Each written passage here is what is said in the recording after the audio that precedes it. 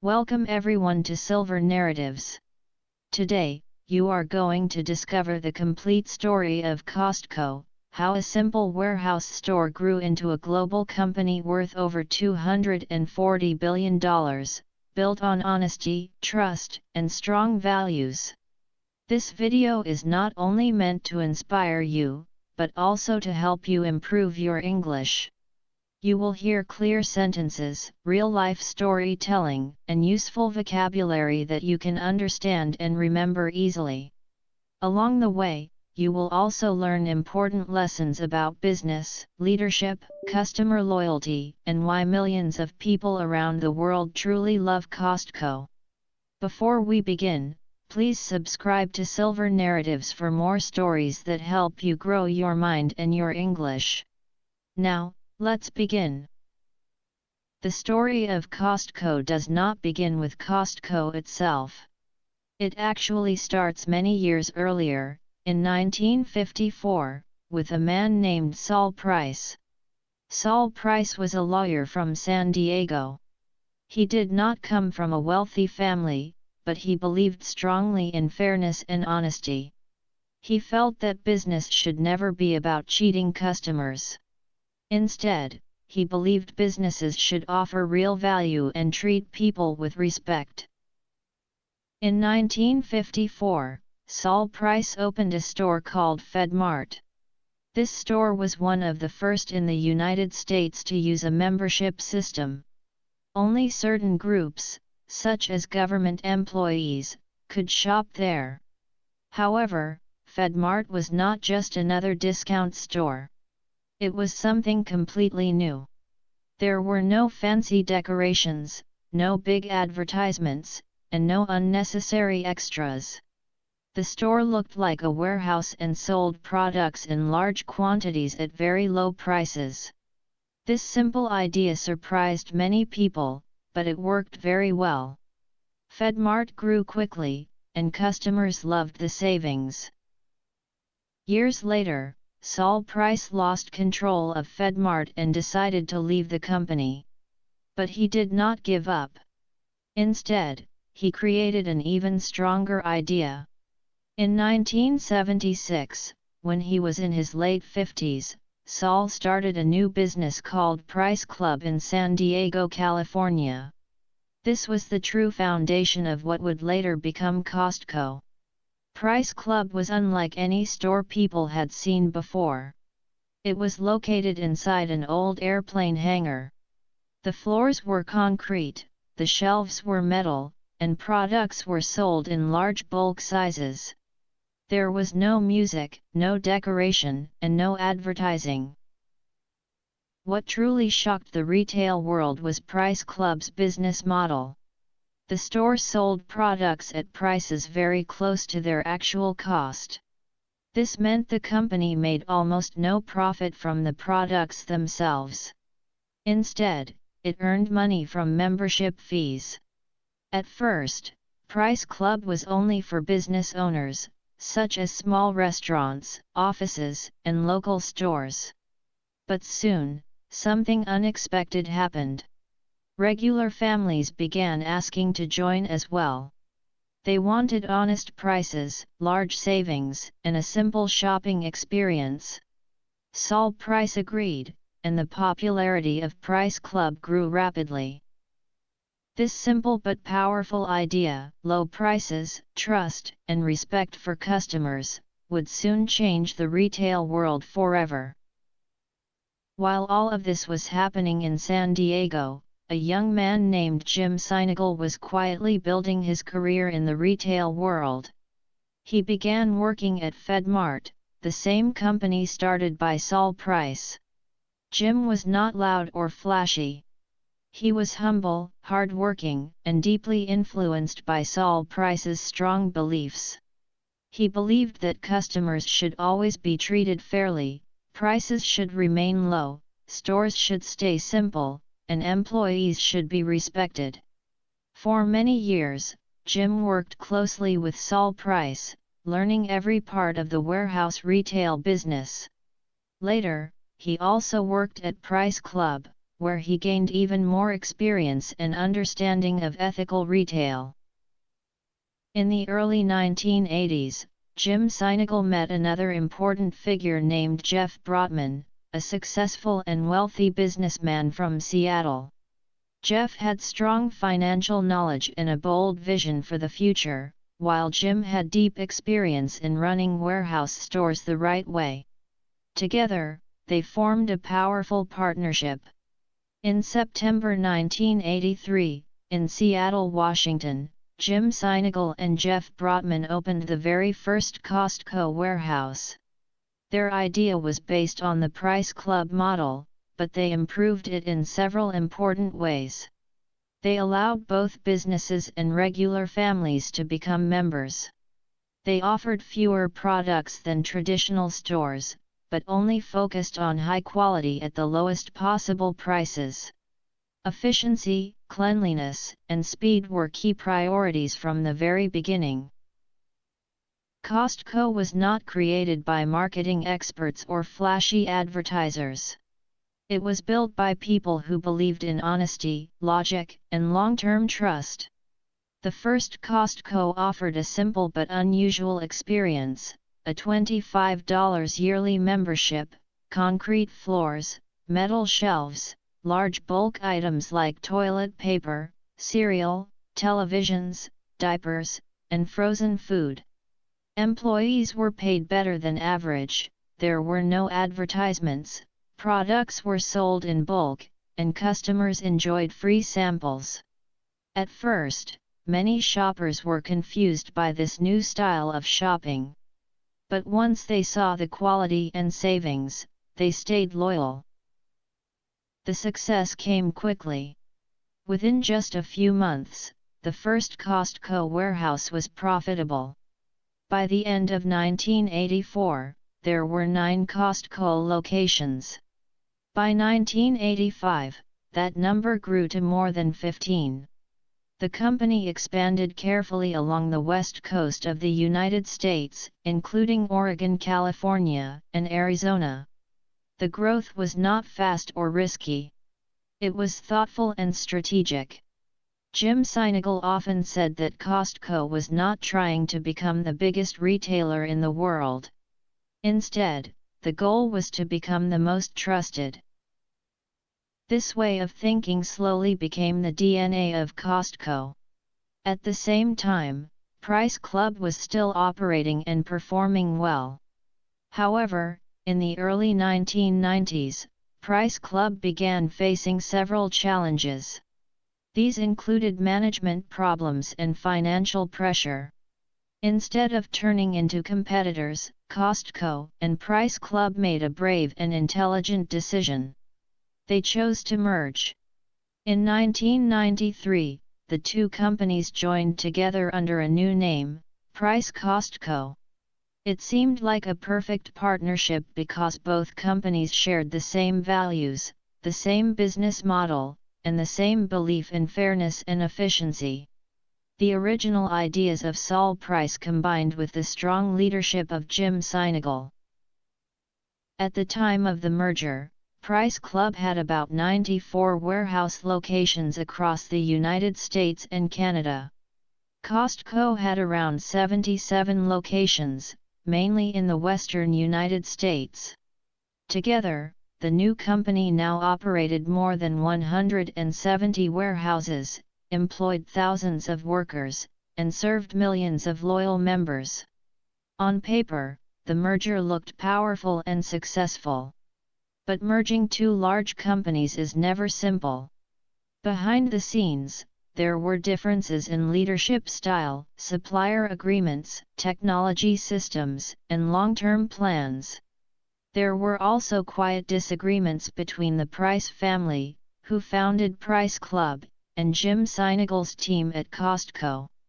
Although both sides respected each other, they had different opinions about how fast the company should grow, how operations should be managed, and who should lead the future. Over time, both sides realized that separating was the best solution. The split happened peacefully.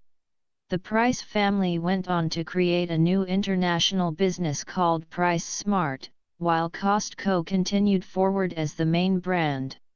This moment made one thing clear: Jim Sinegal was now fully in charge. After operating for about 2 years under the mixed name Price Costco, the company officially changed its name in 1995 to Costco Wholesale Corporation. This was not just a name change. It was a clear message to the world. Costco was focused on wholesale, committed to one strong identity, and ready to grow under a single vision. After this decision, Costco worked hard to simplify and strengthen its operations. The company created one unified buying team, combined warehouse systems, and trained managers under a single standard. This careful planning prepared Costco for its next stage of growth. By the mid-1990s, major retail giants like Walmart, Kmart, and Target were already everywhere. They had thousands of stores, spent heavily on advertising, and sold almost every type of product. Costco was much smaller, but it was also very different. Jim Sinegal clearly understood one important idea. He believed that Costco did not need to be everywhere. Instead, it needed to be trusted wherever it existed. Because of this belief, Costco opened new locations very slowly and very carefully. The company focused only on strong, high-performing cities. It used data to understand what its members truly wanted and built large warehouses where families and businesses could shop together. Every new store was planned in detail, and because of this careful approach, almost every Costco location became profitable within its first year. This was something extremely rare in the retail industry. If you walked into a Costco warehouse in 1996, the experience would feel very different from other stores. You would see tall shelves filled with huge boxes and large-size products. Instead of offering 20 different brands of the same item, Costco usually offered only 1 or 2 choices, the best quality at the best price. Products were sold in bulk, such as 3 gallons of milk, 40 rolls of toilet paper, or large jars of peanut butter. You would also see sample stations, where friendly staff offered small bites of food so customers could try before buying. The checkout lines moved quickly, and employees were polite and helpful. What felt most unusual, however, was what you did not see. There were no advertisements, no loud sales signs, no background music, and no banners. The environment was quiet, simple, and honest, and customers loved it. Costco's growth during the 1990s was steady but powerful. In 1993, the company had around 170 locations. By 1995, it had more than 200 warehouses. In 1997, Costco expanded internationally into the United Kingdom and South Korea. By 1999, there were over 300 warehouses worldwide. In the year 2000, Costco reached more than $30 billion in annual revenue and had over 25 million paid members. The most impressive fact was not the numbers themselves, but customer loyalty. Most members renewed their membership every year. Costco achieved one of the highest loyalty rates in retail, without spending money on advertising. This loyalty became the company's invisible engine. At the center of this success was Jim Sinegal, the co-founder and CEO. But Jim was very different from most CEOs. While other executives worked from luxury offices, Jim walked the warehouse floors, spoke directly with employees, checked price tags himself, and wore simple clothes. He ate meals with workers and refused to take a high salary. While many CEOs earned millions in bonuses, Jim kept his salary at around $350,000 per year. He once explained that if he earned too much money, workers and customers would lose, and that was unacceptable to him. This belief in fairness flowed through every level of the company. Between 1993 and 2000, Costco also made careful moves into international markets. The company expanded into Canada, one of its most successful markets outside the United States. It entered Mexico by partnering with a local company. In the United Kingdom, a highly competitive market, Costco's simple model still stood out. In South Korea, Costco built one of its most loyal customer bases, which continues even today.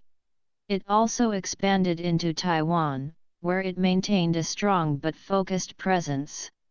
In every country, Costco studied local culture, adjusted packaging sizes when needed, trained local employees, and stayed true to its core values. This discipline ensured that Costco never lost its identity, no matter where it operated. The 1990s were not easy years. Costco had to compete with Walmart's Sam's Club, manage complex global supply chains, face criticism from Wall Street for slower profits, educate new customers about the membership model, and negotiate tough supplier agreements for bulk pricing. What helped Costco survive was its consistency.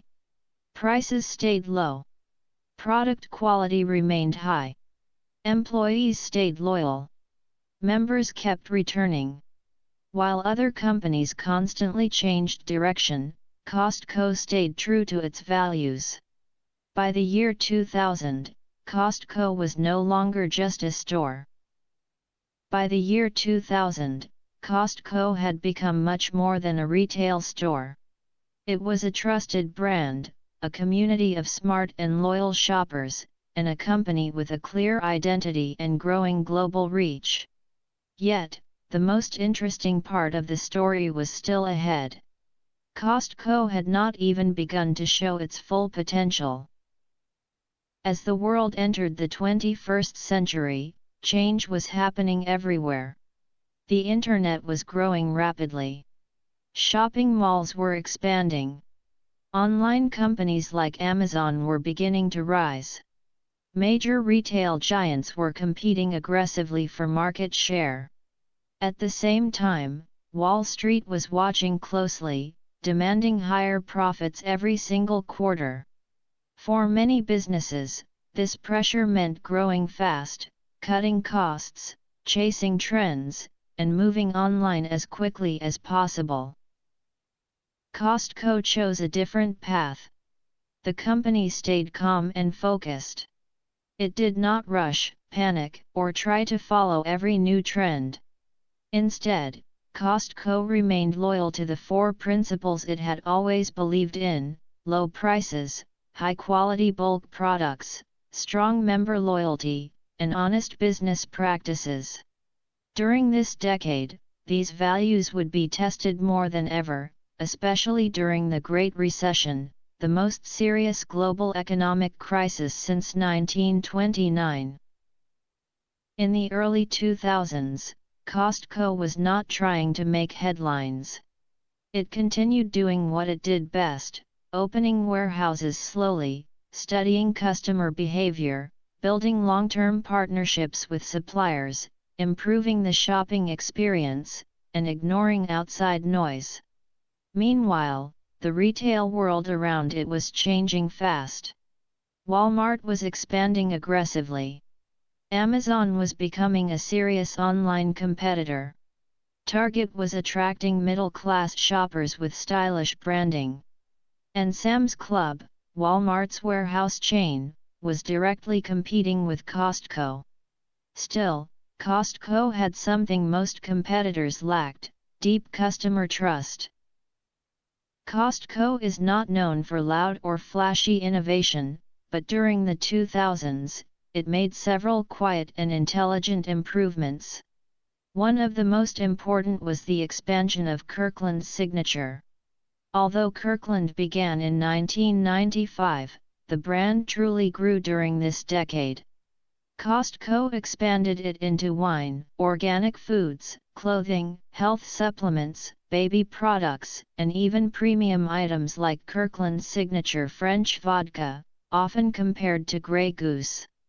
Customers began to understand that the Kirkland name stood for premium quality at a fair price. It was no longer just a store brand.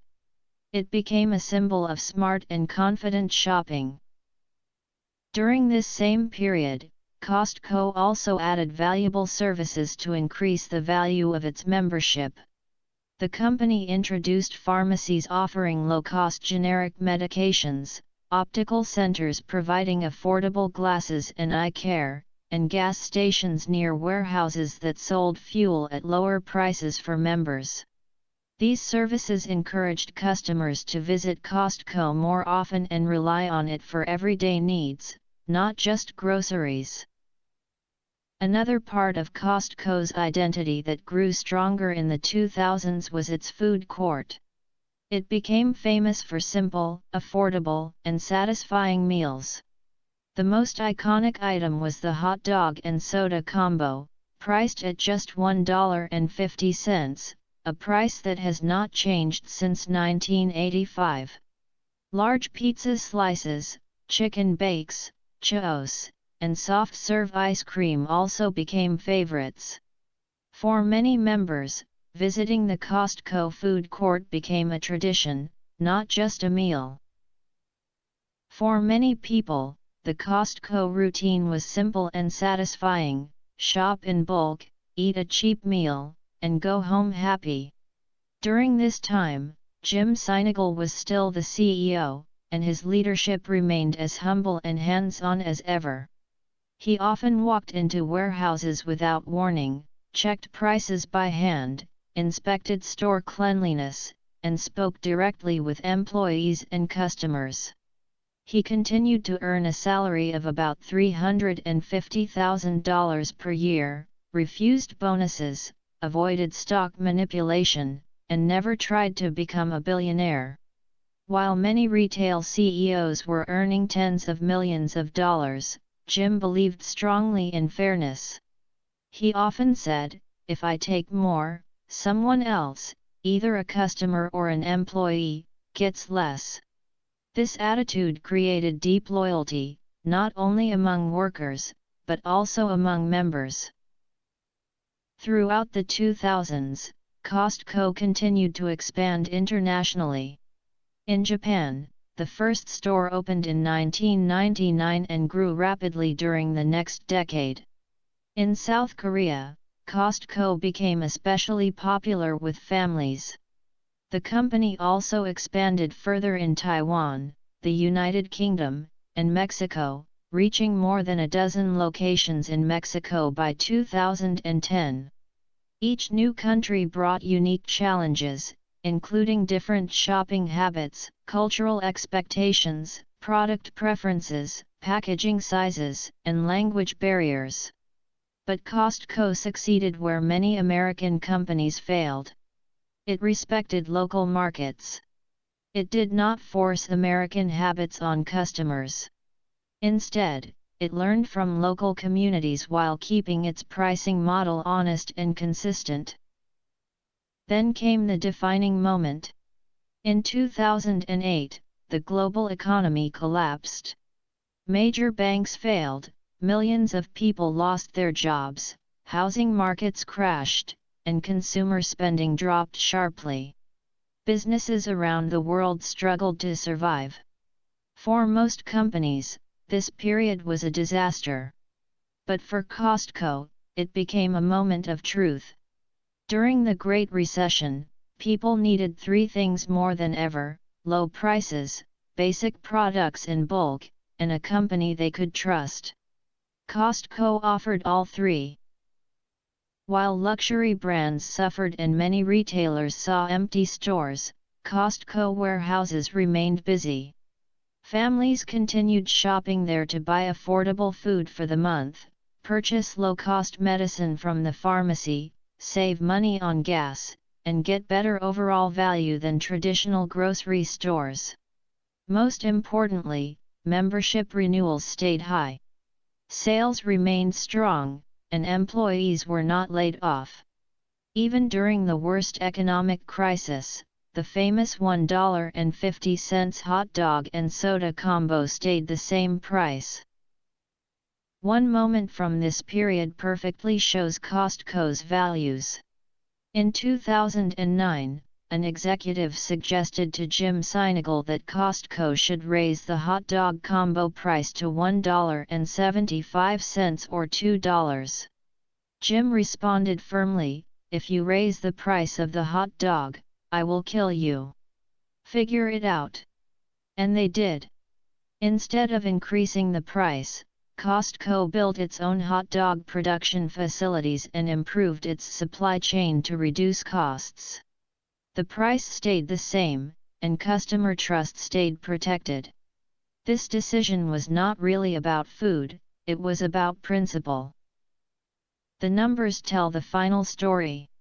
While many retailers saw falling revenue during the recession, Costco earned $71 billion in 2009, up from $64 billion in 2007. At a time when fear controlled the market, Costco proved that consistency, fairness, and trust could still win. Even during the toughest years, Costco's membership renewal rate stayed above 85%, employee turnover remained low, and the company's stock price recovered faster than most other retail businesses. These results proved one important truth: Costco was not just surviving difficult times, it was winning through trust. Throughout this decade, Wall Street continued to question Costco's strategy. Analysts asked why profits were not higher, why prices were not increased like Walmart's, and why employees were paid so well. Costco's answer never changed. The company believed it was doing the right thing. Instead of chasing short-term profits, Costco focused on long-term customer relationships, employee loyalty, fair profit margins, and word-of-mouth marketing. While many companies worried about quarterly earnings, Costco was building loyalty that would last for a lifetime. Between 2000 and 2010, Costco faced major economic shifts, survived the Great Recession, expanded across the world, and strengthened its core identity. At a time when much of the business world was driven by speed and greed, Costco showed the power of patience, discipline, simplicity, and service. Honest business, it proved, could still succeed. Chapter 3, A New Era, Costco after Sinegal and the Digital Expansion, 2011 to 2020. By 2011, Costco had reached a new level of success. The company operated more than 600 warehouses, served over 55 million members, generated nearly $90 billion in annual revenue, and had a deeply loyal, almost cult-like customer base. But a major change was coming. Jim Sinegal, the co-founder and longtime CEO, announced that he was stepping down. After decades of humble leadership, constant store visits, fair pay practices, and building a culture based on honesty, Jim believed it was time to pass leadership to the next generation. Inside and outside the company, many people quietly wondered whether Costco could continue without him. The answer would soon become clear. The man chosen to become the next CEO was W. Craig Jelinek. He was not a famous or flashy executive, and he avoided the spotlight. But he had worked at Costco since 1984, managed warehouses, led operations, and deeply understood the company's culture. Craig had learned directly from Jim Sinegal and shared the same values of humility, logic, and long-term trust. This leadership change was not a new direction. It was a continuation of the same philosophy: simply with a new person at the top. The transition was smooth and respectful. Jim Sinegal did not leave suddenly or in conflict. He stayed on the board and continued offering guidance, while Craig Jelinek officially took control. At the same time, Costco was entering a new and challenging era. From 2011 onward, the retail world changed dramatically. Competition was no longer just about price, quality, or physical warehouse stores. The rules of the game were changing. E-commerce was exploding, with Amazon becoming a powerful force. Customers were now ordering everything online, from toothpaste to televisions. At the same time, mobile apps and digital shopping experiences were rapidly growing, reshaping how people expected to shop. Customers now wanted convenience at their fingertips. Speed had become essential. Two-day shipping, next-day delivery, and even same-day pickup were becoming normal expectations. At the same time, big data and personal advertising began to guide consumer behavior. Companies tracked clicks, searches, and habits to push targeted ads. Meanwhile, traditional retail was collapsing. Famous chains like Sears, Kmart, Toys R Us, and JCPenney were closing stores, and shopping malls across the country were slowly dying. Costco faced a serious question: should it change completely to survive, or stay true to its identity? The answer was simple but powerful. Costco decided to adapt without losing its soul. Costco had already launched Costco.com in the early 2000s, but during the 2010s, it began investing more carefully in e-commerce. However, it chose a very different approach from other online retailers. There were no aggressive ads, no fake countdown timers, and no pressure to buy immediately. Instead, Costco offered what it always had: bulk products, Kirkland's signature items, appliances, furniture, electronics, and simple delivery options. By 2020, Costco's online sales passed $10 billion per year, all without loud marketing.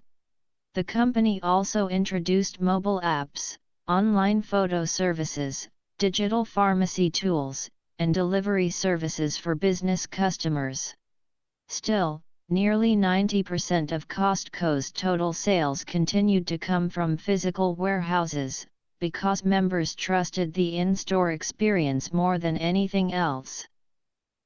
During this period, Costco also became famous for its extra services. Its gas stations often sold fuel 10 to 20 cents cheaper per gallon than competitors. Its pharmacies provided affordable medicine, especially helpful for members without insurance.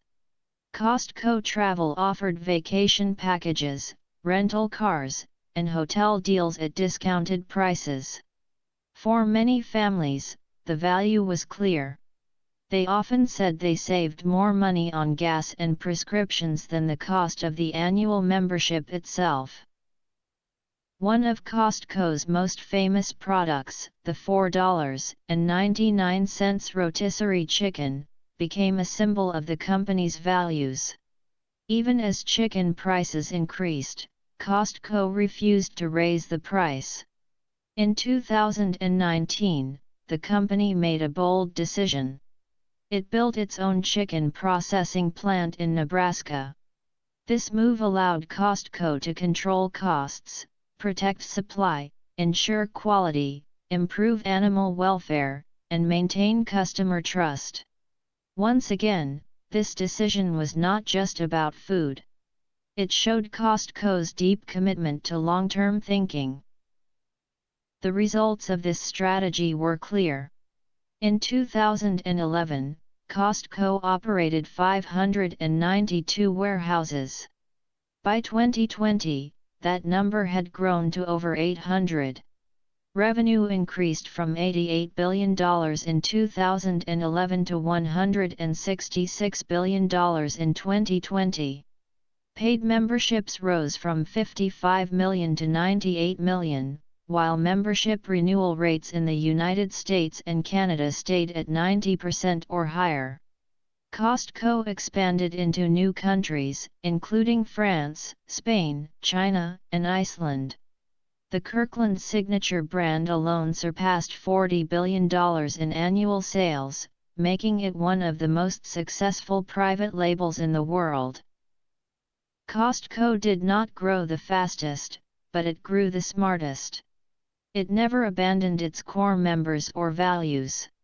During a time when many companies chose shortcuts, Costco consistently said no to massive advertising, to empty promises, and to sacrificing trust for quick profits. Even in the modern age, Costco still refuses to follow traditional advertising. The company does not run television, radio, or billboard ads. Instead, it allows word of mouth and real member experience to speak for itself. Costco also avoids social media manipulation. While other brands post memes and chase online trends, Costco rarely posts at all. Yet people talk about Costco constantly on the internet because the experience feels genuine.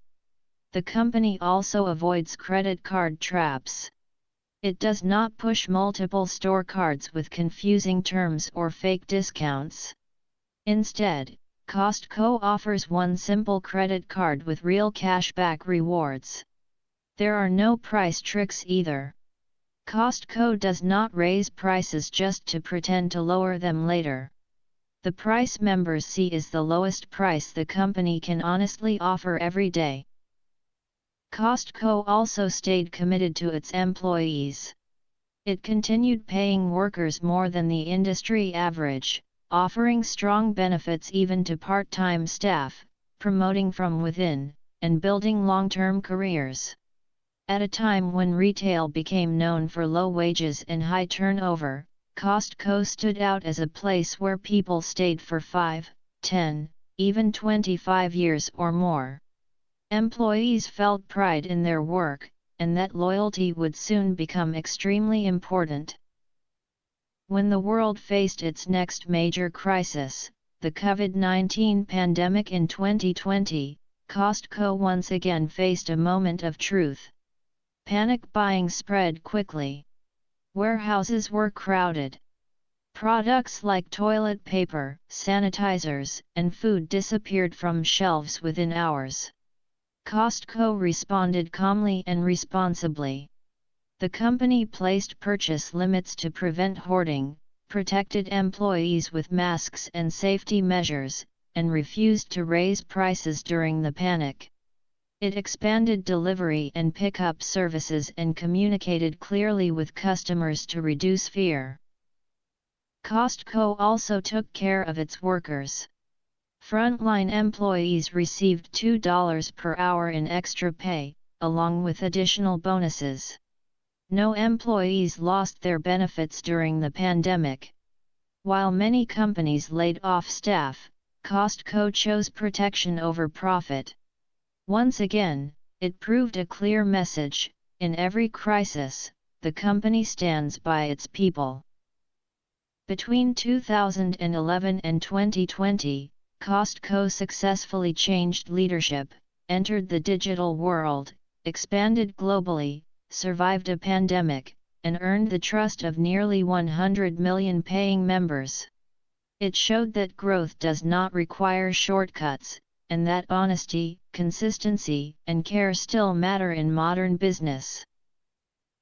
Costco's story is remarkable because it achieved enormous success without following the usual shortcuts. It didn't chase hype, exploit workers, cheat customers, or compromise its values. Instead, Costco showed the world that a company can grow, innovate, and expand while staying true to itself. In fact, this approach is at the heart of what makes Costco work. If you had to summarize its success in one sentence, it would be, do the right thing, even when nobody is watching. This simple principle shapes every decision, from pricing and hiring to store design and international growth. Costco's model is not complicated. It's not driven by greed or manipulation. It's built on trust, logic, simplicity, and consistency. Let's explore the key lessons Costco teaches about business, leadership, and life. First, consider the balance between price and trust. Most stores use tricks to make you think you're getting a deal: fake discounts, inflated prices, limited time offers that never end, and overpriced packaging. Costco takes a different path. They follow a pricing strategy called capped margin pricing, which means they add only a 10 to 15% markup on most items. They don't inflate prices to make extra profit. Instead, their main revenue comes from membership fees. This approach makes customers feel secure. They know Costco isn't trying to fool them. Building this kind of trust takes years, and Costco has mastered it. Another key lesson is the power of simplicity. In a typical supermarket, you might find dozens of toothpaste options, cereals, or shampoo brands. Costco chooses differently. They offer just 2 or 3 of the best options for each product. Most Costco stores carry about 3,800 items, while competitors like Walmart stock over 100,000. Why? Because too many choices confuse customers. Fewer products mean lower inventory costs, faster shopping, cheaper bulk prices, and, most importantly, curated quality. When something is on the shelves at Costco, customers can trust it has been tested and proven. This approach makes shopping smarter, faster, and less stressful. Then there's Kirkland's Signature, Costco's private label. Unlike typical store brands, Kirkland products are high-quality items sold at lower prices, often made by the same manufacturers as top national brands like Duracell, Grey Goose, Starbucks, and Ocean Spray. Customers trust the promise of Kirkland, even if the label is different. Today, Kirkland generates over $60 billion in sales annually. The lesson here is clear: when you build trust first, people don't care about the brand name, they care about the promise behind it. Costco's success isn't just about products, it's about people. In many retail companies, employees are underpaid, overworked, and treated like numbers. Costco takes the opposite approach, believing that happy employees create happy customers. How do they do it? Starting wages are higher than the industry average, over $17 per hour in the US, and both full-time and part-time employees receive benefits. Promotions usually come from within, with about 70% of managers starting in entry-level roles. Workers get paid vacation, health coverage, and retirement plans. The result? Extremely low turnover, friendly staff, and loyalty that money alone can't buy. Costco shows that culture is not about what a company says, it's about how it treats people every single day. Costco doesn't call the people who shop their customers. They are members. People pay to join, renew every year, and feel part of something smart. They trust Costco to save them money, and in return, Costco proves its value every time they walk through the doors. Today, Costco has over 125 million members, with more than 90% renewing in the US and Canada. Many members stay for decades. Why? Because they see the savings, they feel respected, and they trust the system. That trust is Costco's real secret. Unlike most companies, Costco doesn't sell aggressively.